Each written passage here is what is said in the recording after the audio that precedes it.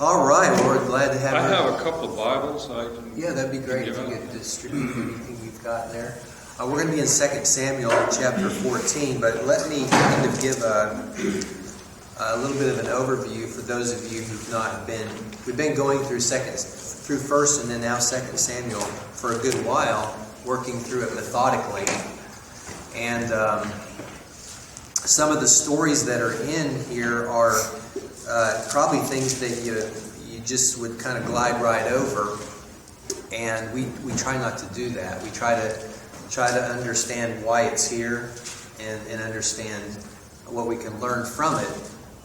So I'm going to pick up on something Mel said just a minute ago about being in an area where you might be where temptation could be something that would pull you back into a certain direction.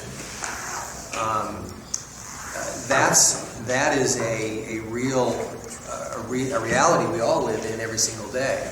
But there are some things that tend to, I would just say, they're harder to overcome because of peer pressure, because of things that people, they know the old you, and they'll hold that against you. And there's a little bit of that going on in our passage today, and we have some really good opportunities here. Sometimes when you look at the Bible and you look at these stories, you're like, why did God put that story in there? That's kind of an odd story.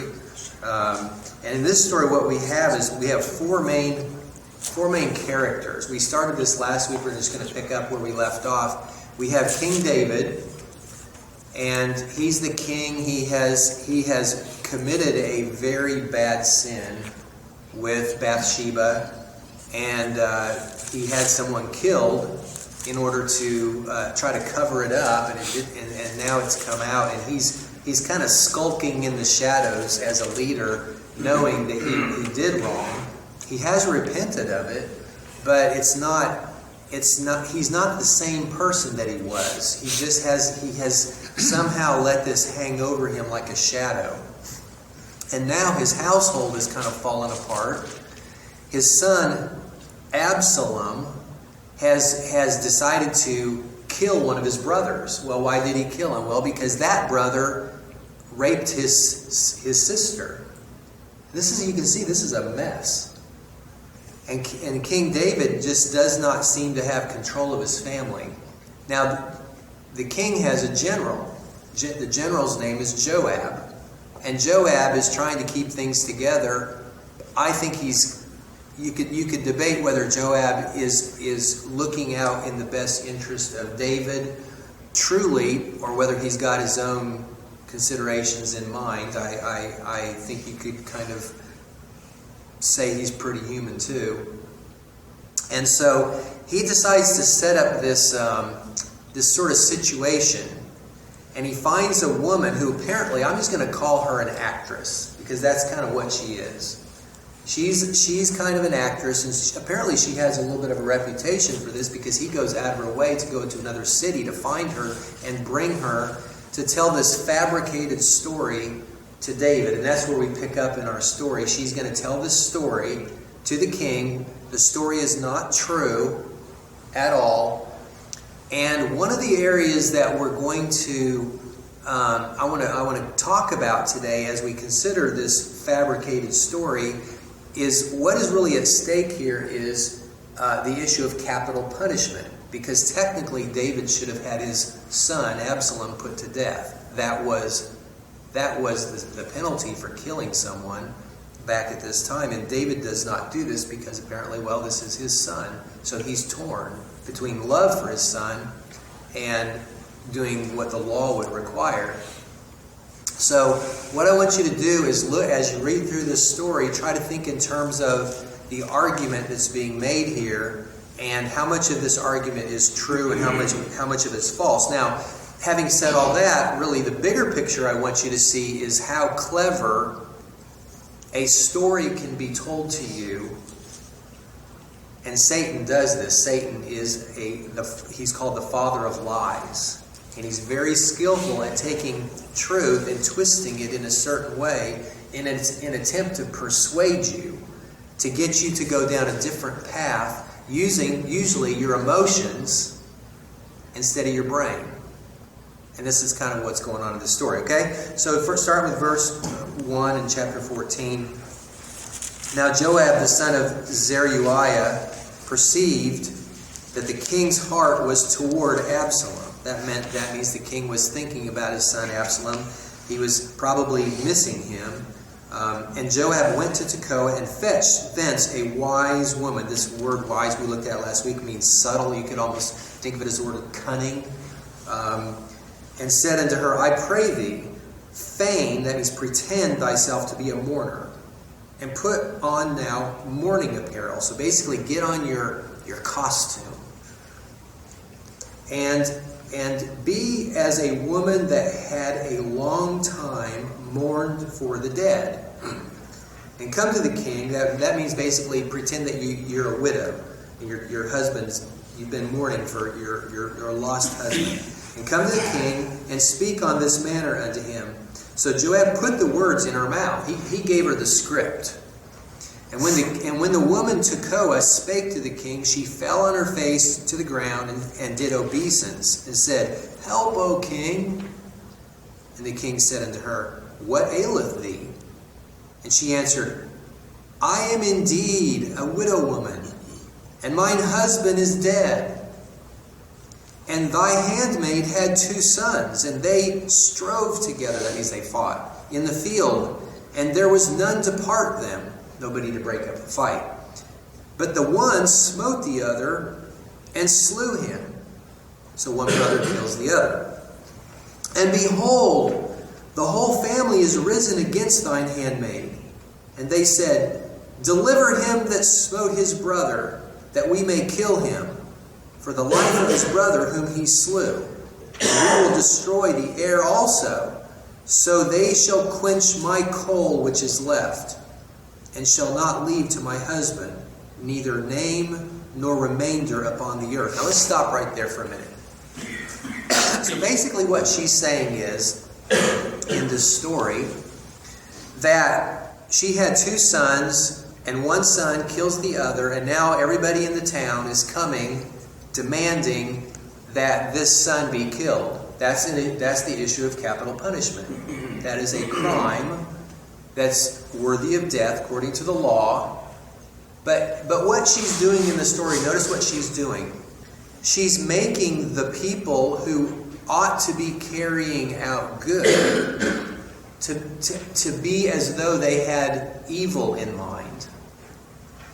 She claims that their intent is to not allow her to have a family. If the son dies, if he's killed, then she's got no ongoing descendants, basically, to carry out her family.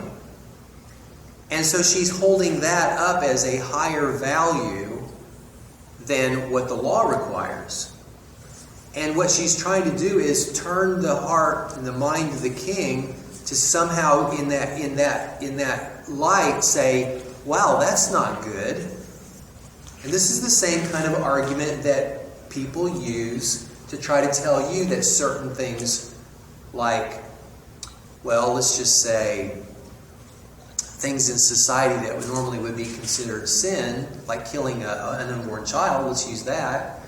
But the woman doesn't have the ability to give this child a good life. And therefore it would be wrong to bring this child into such a bad world.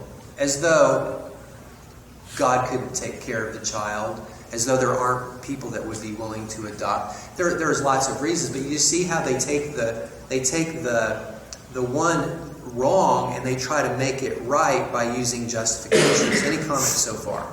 Scott, Chuck, I was thinking just this morning I heard on the radio about Hollywood saying, if you pass this law, we're going to leave Georgia and then all these people will be out of work and all the economy, and it'll be all your fault because you said that it's wrong to kill unborn babies. So that's what would be a similar idea. Right. That's right. So Mel, when you're standing at the fork in the road, look out for the lie that's buried in the argument that's going to try to take you down a certain road. Well, you might get this, or this might happen, or this would be good.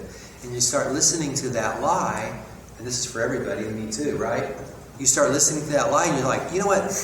Use your brain and say, no, that is a road that the Bible says leads to death. That road does not lead to life, it leads to death. And you have to make a choice to choose life, because oftentimes, well, this is just my experience, life, all the things that lead to life, in other words, making my life, my body, my health, and even eternal life be possible, it seems like that's a harder road. To exercise and stay healthy, to eat right. All those things are harder to do, but they do lead to better life, right? But the things that are easy to do, things like, one more of this won't hurt you. One more day of not doing this won't hurt you. You know, you deserve it. You work hard. And the lie is leading to death. Fred. Yeah, what you're saying there, often the lie pits the law, what is right, what's established, pits that against some personal emotion or feeling, or that's what I think of as the political correctness That's approach. right. So they try to trump what is good by appealing to your heart. That's right. Yeah, and that happens all the time. It happens even in my life, in my business even. You know, Dave, did you have a comment? Just two brief things. I was just thinking that you said that Satan is the father of lies. And so recently I was thinking, when did the first fake news appear in our planet? And it was in the Garden of Eden, when the father of lies said, hey, it's not such a big deal. You're Right. not really going to die. So that's where fake news came from. Yep. And there was a second thing I was going to say, but I don't remember right now. Okay, well, if you remember, you can just speak up again. John? When God had the tabernacle built, he was very specific in his requirements. When the ark was built, the measurements were precise. And the challenge we have is doing what we want that is close, but not meeting the requirements of God. I know in the 80s when I was involved in high school debate, the big thing was a guy named Joseph Fletcher who had this concept called situational ethics, in which he held up love as being the greatest of values. And it was interesting, I was doing some reading on culture, faith and culture, for my parents' generation in the 50s. It came from the Beatitudes, the original one who used the term. Beat came not from the beat of music, but from the Beatitudes, that we all need to love one another and not judge, and be all righteous. And Satan just takes his pot, and he takes his wickedness, and he takes a couple of drops of truth and mixes it in, so that suddenly something that naturally our body would reject, like coffee, will work in with some milk. And then it's all just fine. Because God can't be. Careful there. Yeah. Dave. Everybody's got an opinion, and everybody wants to share their opinion, but it seems like the big thing we're missing is, well, maybe God has an opinion. Has anybody ever asked God, are you not going to have an opinion? And everyone's disregarding God's opinion, and God's opinion goes down to the bottom. Also, I think it would be helpful to remember, how did all this mess start? And this, God says through Nathan to David in chapter 12, hey, really, the root thing you did wrong, your magnum opus sin, is that you despised me, and you despised my word, and you made the enemies now blaspheme. It wasn't so much you committed adultery or that you killed her husband. The really big thing is that you slapped me in the face and despised me and despised my word. That was the root. And God says, there's going to be consequences. Right. So I think that's helpful to realize what the root problem here is that caused this whole soap opera. Yep. Good. Anybody else? In this plot, the way she arranged all this story about Absalom, did it help? That's my question. Did it help what? Absalom. Well, we're going to find out. That's to be continued. No, well, the answer is in the chapter. Okay, so let's keep going. It's a good question. Okay, so verse. Where are we at? Okay, verse 8. Thank you. And the king said unto the woman, Go to thine house, and I will give charge concerning thee. So basically he's saying, okay, I'm going to take care of the situation. Now she's not satisfied with that answer. Because she knows that she really has to trap him with his own words in such a way that he cannot go back on them. Because her need is for her to apply this story not to her fabricated story, but to his own son, who they are trying to get brought back into the kingdom, who right now is staying in a city away up in Syria, and he's not with David.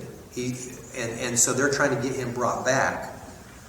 So verse 9, the woman of Tekoa said unto the king, My lord, O king, the iniquity be on me. She's like saying, this is my fault. Now she's trying to look at what's going on in her words here.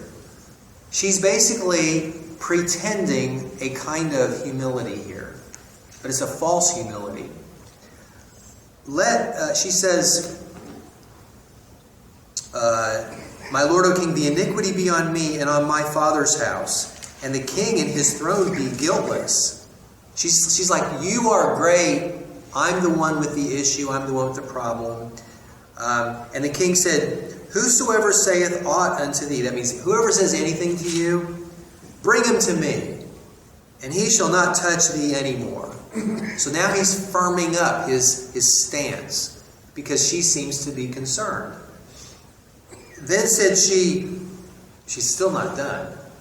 I pray thee, let the king remember the Lord thy God, that thou wouldst not suffer the revengers of blood to destroy any more, lest they destroy my son. So now she's basically getting him to commit even further that anybody that would seek any revenge on her sons, that would not be allowed to stand. You okay? There's a bathroom back there. So what happens is she's getting him to lock in further, and he says, As the Lord liveth, there shall not one hair of thy son fall to the earth. There shall not one hair of thy son fall to the earth. So now what he's doing is he is applying a ruling here in effect. Okay? The ruling is that the son is going to be protected. Now, by extrapolation, by applying this ruling, she's now going to say, okay, well, if that's good for my son, for this son of mine, then it's going to have to be good for your son too. That's where she's going with this. So then the woman said, Let thine handmaid, I pray thee, speak one word unto my lord the king. So she's like, she's still not done. Let me say one more thing. And he's like, say on. And the woman said, Wherefore then hast thou thought such a thing against the people of God? For the king doth speak this thing as one which is faulty, in that the king doth not fetch home against his banished. Now she's changing the topic. She's like, by the way, this is kind of a situation where you, king, have not taken what you are willing to do for me. You have not applied this to your banished son. So obviously he's starting to like, okay, this is more than what it appears to be. But now he's already committed, right? He's locked in on what he's basically given his decree. She goes on, For we must needs die, and are as the water spilt on the ground, which cannot be gathered up again. Neither doth God respect any person. She's bringing God into this now. She's invoking a kind of quasi-morality here. It's talking about God. Neither does God respect any person. Yet doth he devise means that his banished be not expelled from him. Even God, it devises means so that those who are guilty are not completely banished. And that is true, right? I mean, God came up with a plan of salvation, right? For us. But what's different, what you have to do, we don't have a lot of time this morning to develop this fully. If you were really to study this out, what you're going to find is time after time after time, the parallels she's using in the story don't line up. They're not good parallels. For example, did God not carry out justice when he didn't punish us for our sin? Did he ignore justice? No. What did he do? He had mercy. Well, but he had mercy, but did he ignore justice in order to give us mercy? What's that? He had a substitution for the justice, right? The justice was still carried out. In this case, how would that happen? Just swept under the rug. Exactly. And that's a big difference. The justice still has to be carried out. Bob. But the first where she said that, my Lord, O King, the iniquity be on me and my father's house, and the king his throne be guiltless, really didn't bear out to be true. That's They're right. wrong. Because exactly the opposite. Exactly. Because Joab, the one that concocted all this Right. thing, his house and his lineage suffered. Yeah. The more you look into this story, if you were a very shrewd attorney, let's just say, you could pick this story completely apart. The problem is, it's the emotion that carries the whole thing. The emotion causes you to overlook the details of it and to not be careful. You know, the Bible talks about how we need to walk circumspectly. That means looking around, being careful, because the devil is looking for ways to attack us, and he's almost, well, I'm going to say almost without exception, because I don't know that it's without exception. He's going to try to use your feelings in order to get you off track. The question is, are we awake? Are we listening? Are we being careful, Bob? Don't you think that if David had been in the place that he should have been with the Lord at this particular time, he would not have been so easily fooled by this story? Because it's those times when we're the most vulnerable in our lives that Satan uses the most deceptive means to get to us. And that kind of happens to David here. I mean, he's warning for his son, but in that condition, he got his eyes off the prize, which was following God in this, and it allowed this woman to fool him. Right. Now, to David's credit, once the details are carried out and Absalom is brought back, we're going to read this in a minute, David must have gotten some I think he has seen now he's been used and he's been tricked a little bit here. Because, and I suspect we don't see this part of the story. He must have had words with Joab. You're going to find out. He's like, okay, this is Joab. Joab's put you up to this. Okay, so let's read on. So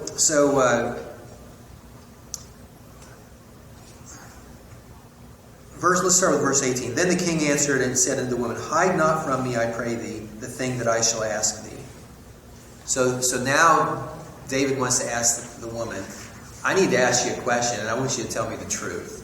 That's what he's saying. And so she says, okay, speak up. Let the Lord now, king. And the king said, is not the hand of Joab with thee in all this? Joab put you up to this, didn't he? And the woman now, she spills the beans. She said, as thy soul liveth, my lord the king, none can turn to the right hand or to the left from aught that my lord the king hath spoken. It's like, you got me, king. For thy servant Joab, he bade me, he asked me, and he put all these words in the mouth of thine handmaid, to fetch from this form of speech. Now look what she's doing here. She's saying, he asked me to use this particular style of approaching you, this form of speech, which actually is similar to what Nathan did, okay? But even in that, there's a big difference. Because the story that Nathan told was a good parallel of what had actually happened, where this is not a good parallel, okay? Using this form of speech to what? Hath thy servant Joab done this thing, and my Lord is wise, according to the wisdom of an angel of God, to know all things that are in this earth. And now she's going to try to butter him up. Be careful when people are trying to butter you up. Be careful that they don't want something from you. Okay? I'm not saying that people can't give compliments. I'm just saying be careful. Right? And the king said unto Joab, Behold now, I have done this thing. Go therefore, bring the young man Absalom again. So the king tells, the story with the woman is done now. The king tells Joab, go get Absalom, bring him. And Joab fell to the ground on his face and bowed himself and thanked the king. And now remember, this is the general. Okay? And said, Today thy servant knoweth that I have found grace in thy sight, my lord, O king, in that the king hath fulfilled the request of his servant. So Joab arose and went to Jeshurun, that's the town where Absalom is, and brought Absalom to Jerusalem. And the king said, Let him turn to his own house, and let him not see my face. So the king is not willing now, after having been duped in such a way, to give them that satisfaction to be able to be brought right into his own home. He can stay in his own house, but he can't come and see me. Well, what that sets up in effect is this really strange situation. Absalom is now kind of an outcast in his own town. And he's treated as such. And so after a while, after 2 years goes by, Absalom's like, you know what, this is not exactly what we had in mind here. And so he starts, I believe, getting resentful of this. And so he decides to send after Joab to say, Joab, this is not what I had in mind. This is not working. I might as well be an outcast. Look at what the text says. Now, by the way, I will tell you that Absalom was well thought of, and he was a very good, he was a handsome man, a very handsome person. And people were very fond of him. A lot of times that outward appearance can fool you. How many of you have been fooled by beauty? Right? They say beauty's only skin deep, but sure is effective, isn't it? Verse 25. But in all Israel there was none to be so much praised as Absalom for his beauty. From the sole of his foot even to the crown of his head there was no blemish on him. Now he had this long hair. I mean, this hair must have grown like crazy because he had to cut it every year, and so it says he pulled his head. That means he cut his hair. Okay, and when he pulled his head, for it was at every year's end that he pulled it, because the hair was heavy on him, therefore he pulled it. He weighed the hair of his head at 200 shekels after the king's weight. I don't know how much that is, but it About 5 pounds. sounds heavy. About 5 pounds. 5 pounds of hair. That's some hair. And unto Absalom there were born 3 sons and 1 daughter, whose name was Tamar. She was a woman of fair countenance. So she was also a beautiful young girl. And so Absalom dwelt 2 full years in Jerusalem and saw not the king's face. Well, that's kind of pretty. 2 years and not getting to see your dad, that's significant, I would say. David has definitely made a statement here. Chuck, I got written on this. I wrote in my Bible, maybe I heard a message. It says 3 plus 2 equals 5. So I reckon that's trying to imply that there's already been 3 years. And then there was 2 more. I don't know if this is Okay. right, but it Okay, I'll have to look at that. It might have been 5 years, maybe. Well, it's been a while, we know that. But anyways, this verse 28 says, and so Absalom dwelt 2 full years in Jerusalem. So that's what I'm going from. And saw not the king's face. Therefore Absalom sent for Joab to have sent him to the king. So basically Absalom is going to get Joab to do his bidding and go to the king and appeal to him. But I have a feeling that there were words between David and Joab over this incident, and Joab's not playing ball. Joab is loyal to the king here, at least so far at this point. And so he's basically ignoring this son Absalom. But Absalom is what we would call a persistent son. Has anybody ever had a persistent son who will not take no for an answer? Or does anybody know of someone who has a persistent son? Have you ever been one of those, Drew? Are you the persistent son? So Absalom's very persistent, and he uses methods that are pretty persuasive, pretty effective. So he sends him, and Joab doesn't. Joab ignores him. Joab just continues to ignore him. So what does Absalom do? What would you do if you were trying to get the general's attention? So Absalom sent for Joab to have sent him to the king, but he would not come to him. And when he sent again the second time, he would not come. Therefore he said to his servants, "See, Joab's field is near mine, and he hath barley there. Go and set it on fire." And Absalom's servants set the field on fire. Well, that got Joab's attention. He sent him a text message. Yeah. And Joab arose and came to Absalom unto his house. So Joab came to his house this time and said unto him, "Wherefore have thy servants set my field on fire?" Now what do you think his reason is? Well, because you didn't come when I asked you to. And Absalom answered Joab, "Behold, I sent unto thee, saying, Come hither, that I may send thee to the king, to say, Wherefore am I come from Jeshurun?" In other words, why'd you bring me here? It had been good for me to have been there still. I'd rather have just stayed away. Now, therefore, let me see the king's face, and if there be any iniquity in me, let him kill me. Now, he gives a very good argument here. He says, look, if I'm guilty, then have him kill me. But make up your mind. Which is it? And I think he knew that he would prevail, that the king had already decided he wasn't going to do it. And so this was his way of getting the king to continue to put off the issue of capital punishment. He's already gone down that road. He's probably not going to come back up the road. Your friends, once they see you stepping down the wrong road, they will persist. Because they are pretty sure that they know you well enough that you're not going to go back up and go the other way. They think they've got you. But it's never too late. You can always change your mind and go back the other way and go the right way. It's harder though. It's much harder. So here's Absalom, the persistent son, telling Joab to go to the king and make the case. And so, verse 33, Joab came to the king and told him. And when he had called for Absalom, so what does the king do? He calls for Absalom. Absalom gets his way, doesn't he? He came to the king. Absalom bows himself on his face to the ground before the king, and the king kissed Absalom, setting up the next scheme that Absalom is going to carry out against his father to try to take away the kingdom. Any comments? Interesting John. That he goes to Joab and says, "If I'm guilty, kill me."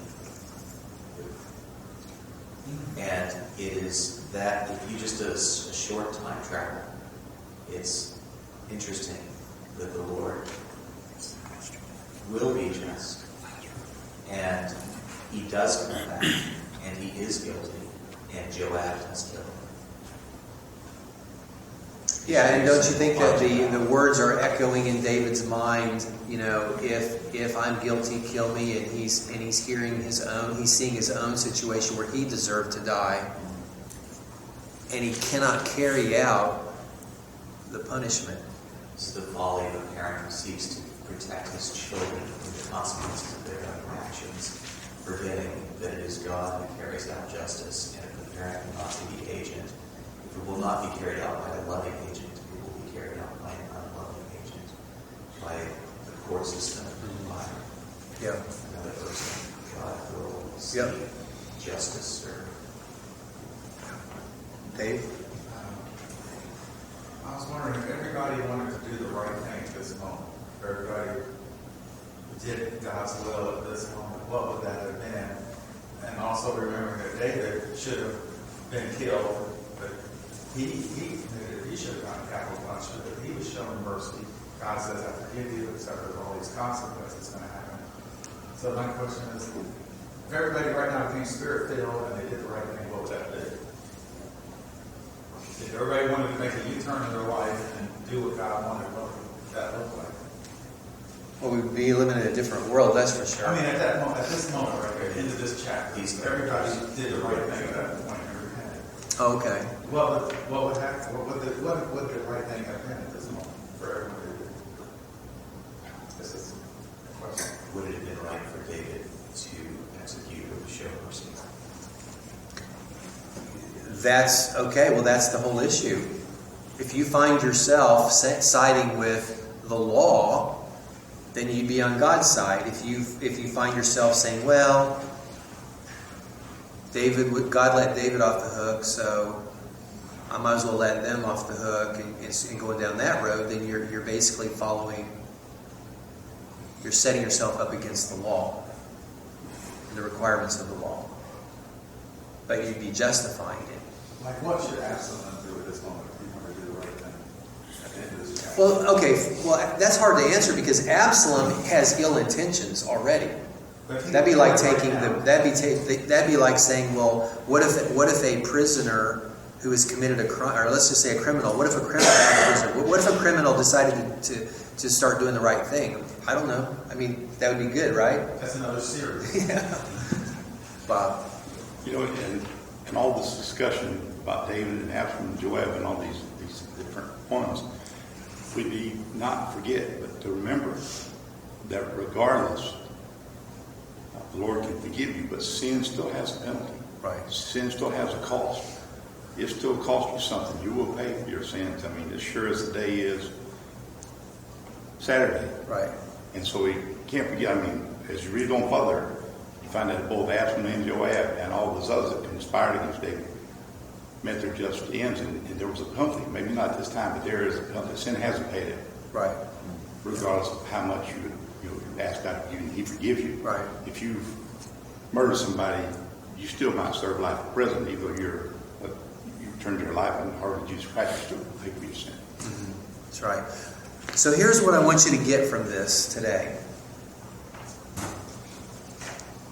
This story is in the Bible in this kind of detail for a reason.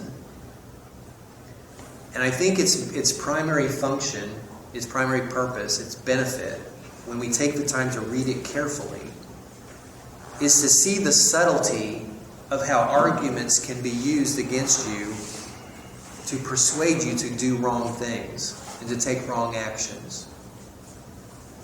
And to force you into a kind of a box that you, once you establish your words, you can't get yourself out of easily.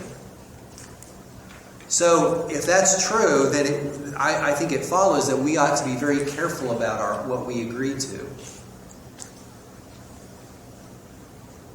We need to make sure that we give, Fred often says this, time to consider things that people ask us, especially weighty matters, before we give an answer. And that we probably ought to seek other counsel as part of the process.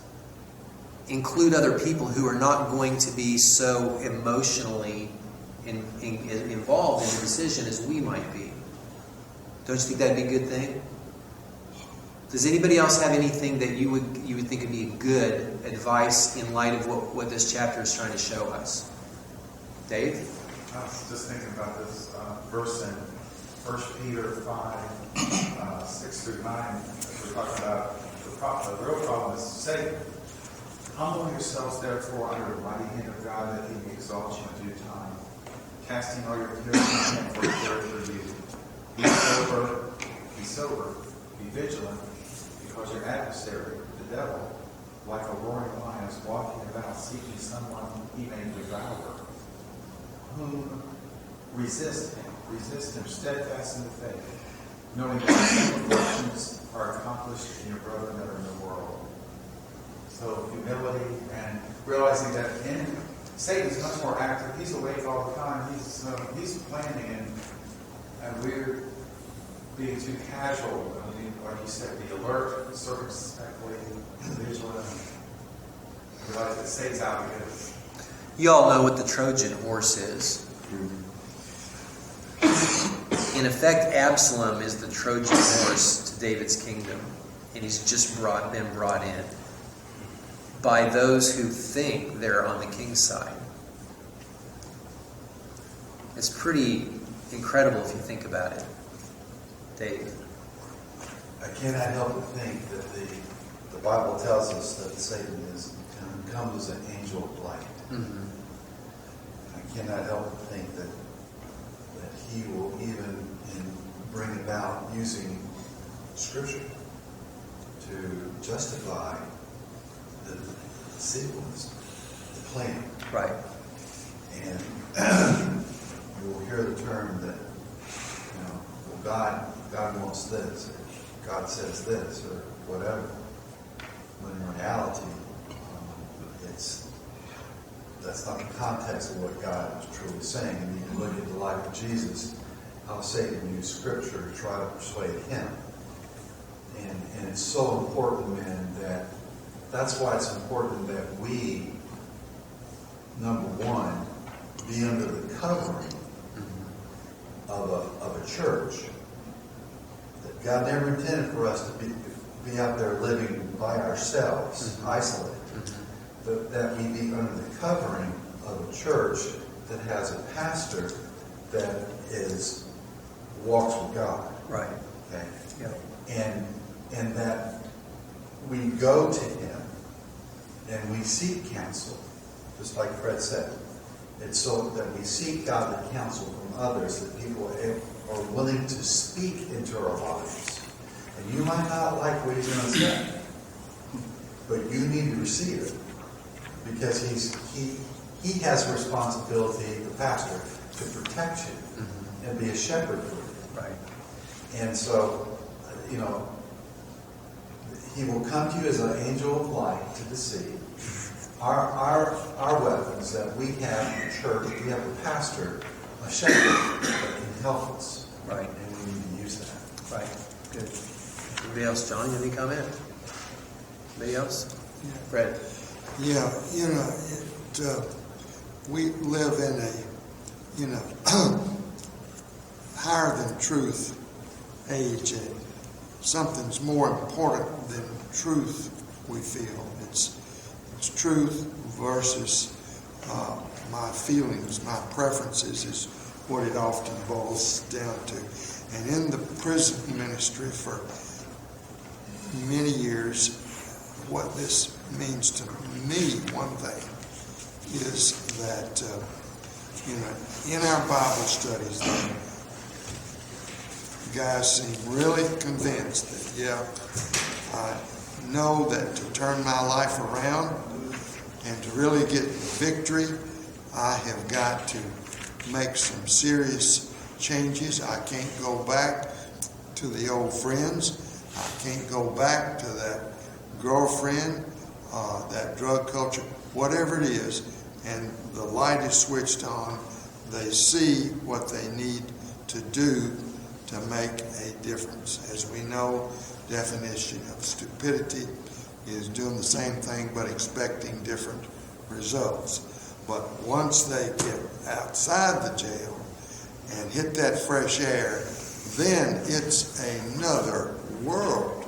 Right. And the truth they heard on the inside is suddenly way back down the road, and it is now, I've got my old agenda, and I'm missing Sally, and I'm missing that curb service cutie, and my old life.